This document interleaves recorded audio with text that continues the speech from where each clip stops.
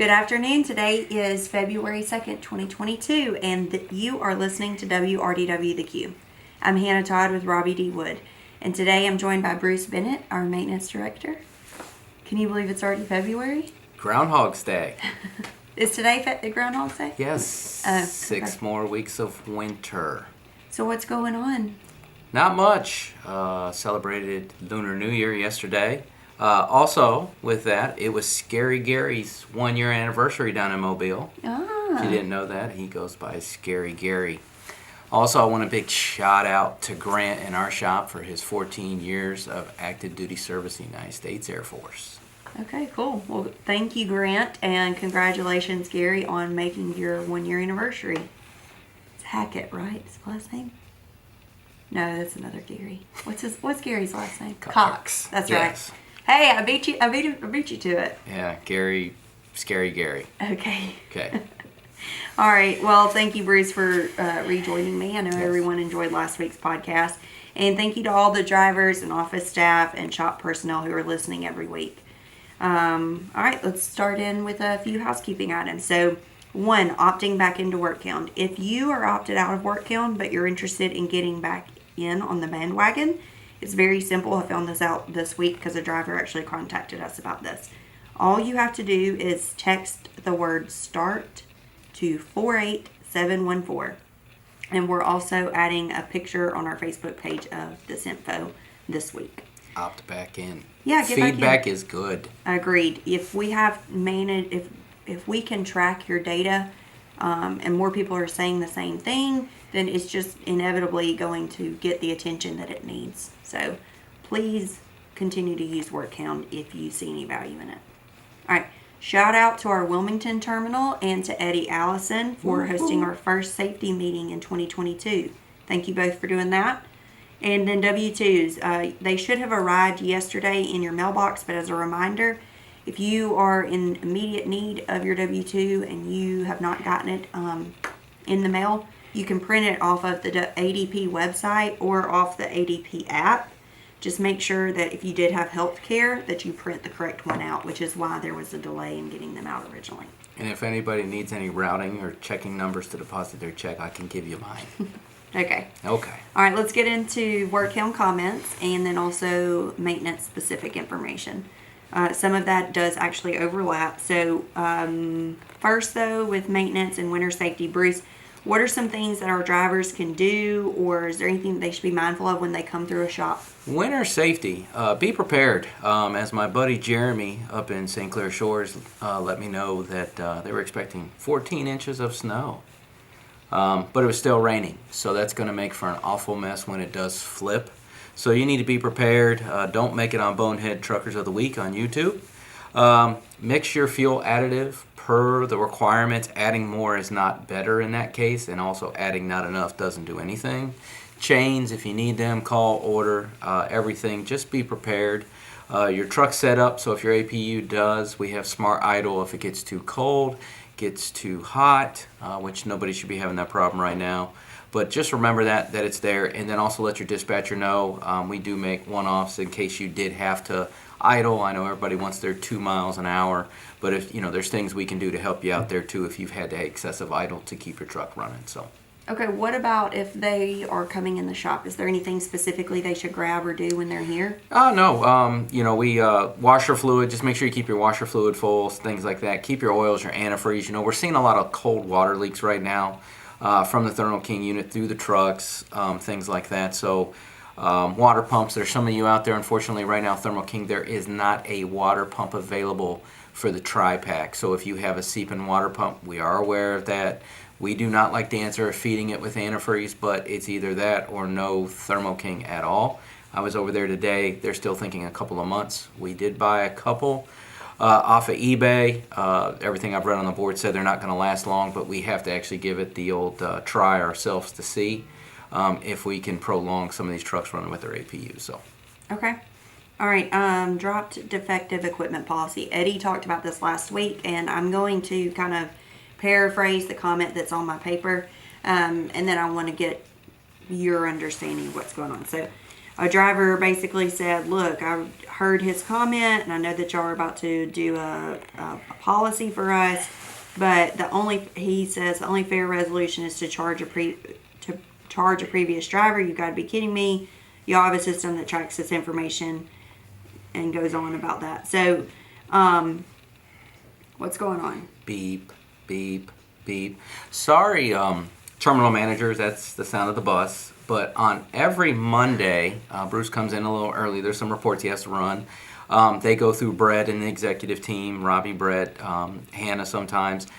And before they go out, they're reviewed. But every Monday, I send out multiple reports to different branches or business lines for tractor PMs from everything. And then also VIK spreadsheet goes out to the whole chemical division. So the one thing here at Robbie D Wood is, unfortunately, I can't force trucks to go to shops. So we rely on you and also your terminal manager. So ask your terminal manager, hey, when's my truck due a PM? A lot of you call the shop, and we're awesome with that. Over the weekend, I had a couple of guys call me. They even asked, what type of oil can I go here? Mm-hmm. They gave me a heads up. I called the shops. I emailed the shops. So we were able to get that done for them so they could catch up on their PMs because they knew their truck needed PMs. But it all, unfortunately, I produced a report. I sent it out in every format, Excel. I sent it out in a PDF so everybody can read it. If it's not read at the terminal location, call us. I have a lot of owner-operators calling me yesterday about VIKs. I also send that report out to all the terminals as well on Monday. We have a meeting on Tuesday usually, and we talk about that. So, just keep being the feedback. Just don't drop downed equipment. That doesn't help the next person. Like I said, I have a lot of owner ops out of the Houston area that are real quick, and I appreciate that to getting that equipment fixed and getting it back up right so it doesn't get the next person. Yeah, Brett was saying that you have a maintenance reporting system. Yes. And that it works really well. Yes. And that the majority of the time, it's how we stay up on PMs, VIKs, trailer tracking. So I won't clear a PM unless I actually have the paperwork that proves it was done. An invoice will not suffice the DOT guy if they come in here tomorrow and do a CT audit on like the tankers with the VIKs. I actually have to have the notes from the shop. So there might be a week lag on something. You might go pick up a trailer and then they might tell you, oh, it's still due, but no, it's not. It's got new stickers on it. A lot of times we're waiting on that paperwork, and I know a lot of branches get a little upset. I won't flip my stuff from red, yellow to green until I physically have the forms telling me it was done, and that's because it's a housekeeping thing. Like I said, DOT comes in, he's not going to take a work order signed by Delta Trailer, Polar. He's going to see the actual work order on a scrap sheet of paper type thing. So we also have those, so if you need them or on a trailer, you can email your branch. Dawn out of Houston does a really good job, sends me a couple a week, and then we turn around and we lost our light in here. We send those out to her. Those are always on the share drive as well. So. Okay, so as far as the chargeback policy, because the driver is basically saying, it's not fair for me to get in trouble because so-and-so didn't report the VIK or didn't do the PM. Brett says that the chargeback policy would only apply if a driver needed or doesn't report a needed repair properly or knows that a needed repair is due but refuses to get it completed. Yeah, that's if you know it's bad and you call and you drop it, you're not going to be on the hook for that. Right. We'll be able to do the legwork for you. And then also, call the shop 239-249. Talk to Anita. A lot of you text, a lot of you email shop@robbiedwood.com, just like it sounds. Shop SHOP @robbiedwood. Send an email that says, "Hey, I'm dropping this trailer here. The VIK's expired. Thank you. Have a nice day." We have a record of that. Most of you know that I'm fair, and I'll do whatever I can for you to make sure that people are aware that you knowingly didn't do that on purpose, or you were basically dealt that hand to begin with, and you're just redealing. Is a nice way of putting it. So. Okay, so I'm gonna take the spotlight off of the terminal and put it on the shop now for the next part. As far as we've had a few drivers to mention, what are we doing about shop accountability? Okay. Shop accountability is simple. I can't really talk about the who's, what's, when's, but we have progressive discipline. And as I always say before, and same thing, we're always looking for new talent. Doesn't matter in Mobile, which we've had the rec open, a year? Email, Mount Pleasant. Anywhere. If you guys, anywhere you find a person that wants to come work at Robbie D Wood of any talent level, we'll take them in. But we do a progressive discipline. Right now, all the training classes are closed. We did have a technician. They canceled his training class. There's no online. There's no physical. So it makes it hard to also train. And then also, I read the notes here where someone came in on a Sunday and the shop was closed and they had an air leak. My question is, did you call anybody? Did you call Fix? Did you call your dispatcher? Because I sent a message out that said, call your dispatcher when they'll tell you to call me. We would have called somebody in. I know you're frustrated. It was just DOT'd. I don't know the specifics of it, just going by the remark. It was done 5 days prior. I don't know if it hauled a load, didn't haul a load. Mm-hmm. But we'd have called somebody in. But then at the same time, did you knowingly take a defective piece of equipment and then drop it for somebody else? So you kind of perpetuated the problem to begin with. So if you don't stand up and take that, I'm not going to do this until it's fixed, you're just perpetuating it and sticking the next person is a nice way of putting it. So. Yeah, okay. Hi, Pete. Let the buck stop with you. John. Sort of. Mike Yeager, you out there? Why are you name dropping? Who are we name dropping? What I don't group? know. No reason. Oh, just people. Just okay. name dropping. Kyle. Felt like you were grouping Miss a Brown. bunch of people in. No. Did you say Chris Brown? No. Okay. No Rihanna here. Okay. Anyway, Umbrella.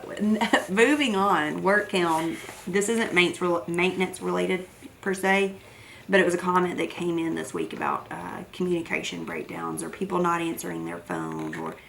So this is kind of like my plea to you guys, to truck drivers, ladies as well. Excuse me. If you're not getting a call back from someone or even from an entire department, please call someone else. Make sure that you're leaving messages and you do not take no answer as an answer. Call us out. We want to be better. And sometimes someone is having a bad day, or there may be too many irons in the fire, or they're just not paying attention when they need to be. No matter what the situation is, we want to get your concerns addressed and make sure that our culture is always improving. So I cannot say that enough. If no answer is not an answer. All right, driver success stories. I'm going to shout out, since we're in the shout out mood, to David Jones and Terry Jackson, two of our owner operators in Mobile. Janine Hines works in our office in Mobile, and she recommended the two of them for today's podcast. She said, I'd like to recognize David Jones and Terry Jackson for their dedication and effort every day. They were two of our top producers in 2022, and those numbers don't come from sitting, that's for sure. She added that she also wants to recognize all of our drivers as a whole because of their sacrifices that you make every day. She says, I really admire them so much, and we do too. You guys go through so much on the road, and you miss so much at home while you're gone, and you have to put up with so much while you're out there. So for all of those reasons, we say thank you from all of us. It is truly and sincerely appreciated. So thank you, David Jones. Thank you, Terry Jackson. For anyone interested, David drives a, how would you describe his truck other than beautiful? A beautiful truck. Okay, a beautiful truck. And then Terry was one of our first lease purchase drivers. Not first, but in the first group of drivers that we hired. Going back to David Jones, though, Does he have a locker? Oh, that's David Jones's locker. What is it? The Pirates of the Caribbean? I don't know. Okay. Anyway, David I will Jones. ask David and Terry to be on next week's podcast. And we'll also be joined by Brett, who will have some new announcements. So please tune into that. Bruce, is there anything that you want to add before we wrap up? Oh, you hit it on the head there. 5249. I know you all call me. I'll take any message.